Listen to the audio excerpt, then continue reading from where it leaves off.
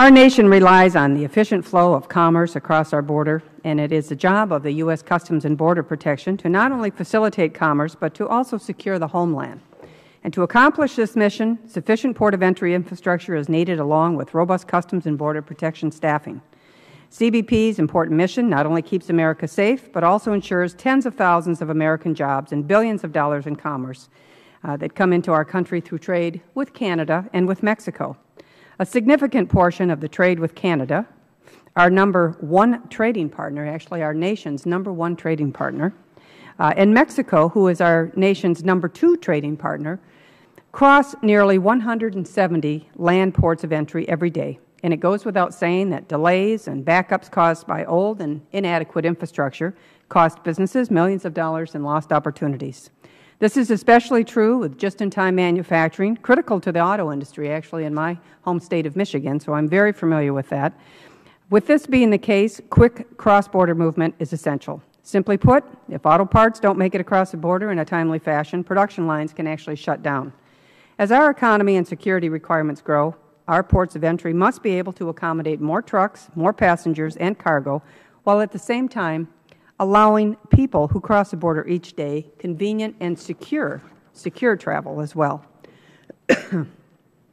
How CBP and the Federal Government as a whole prioritize the need to expand and to update existing ports while also planning for new ports is neither clear nor transparent. And I hope today's hearing will help us all understand this process clearly.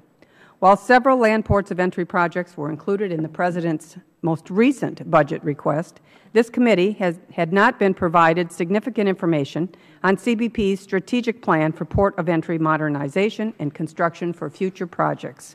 This committee has asked repeatedly for a list of CBP's port of entry priorities, but thus far CBP had been unwilling to share that list with the committee, although I will note that just about 10 minutes ago we received a 4-year-old list, which I have over here. I'm going to try to digest a bit.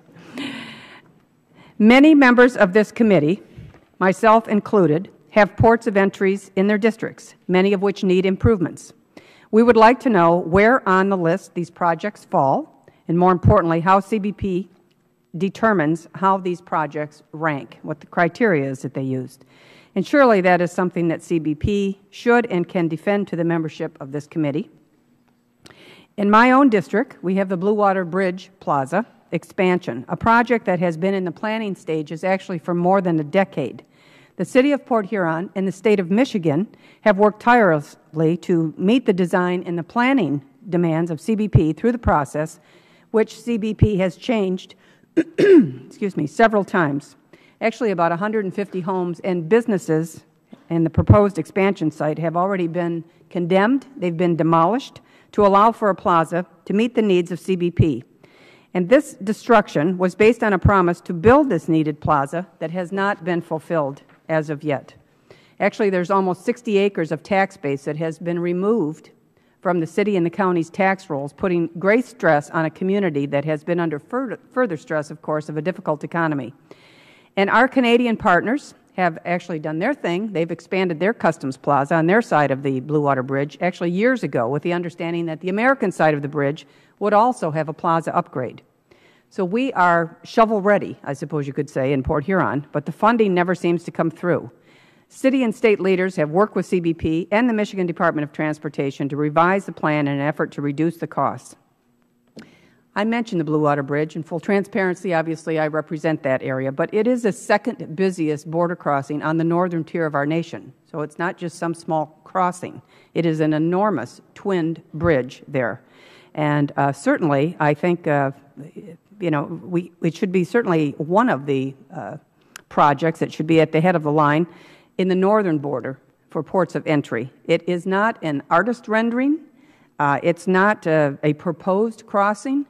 Some that are being considered are in the design phases or they're wherever they are in the engineer's drawings. But this is a project that actually exists, a bridge that actually exists, looking for a plaza.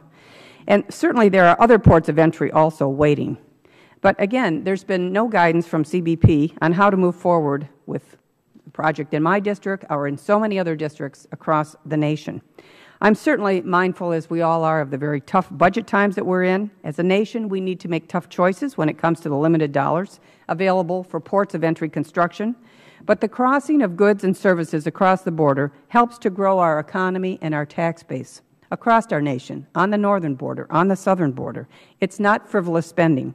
It helps investment in our future economic growth and prosperity, which also would help to add money to the Treasury and help ease our budget problems.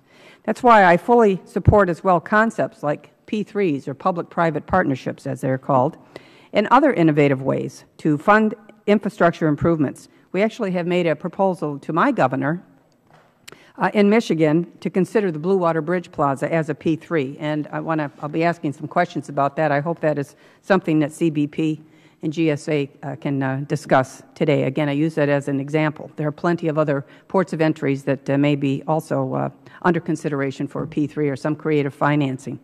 The goal of this hearing today is to really understand CBP's criteria.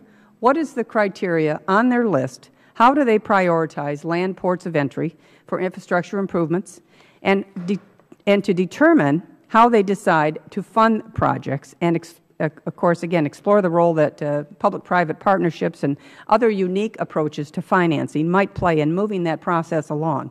So I certainly look forward to hearing from the witnesses today on how we can work together.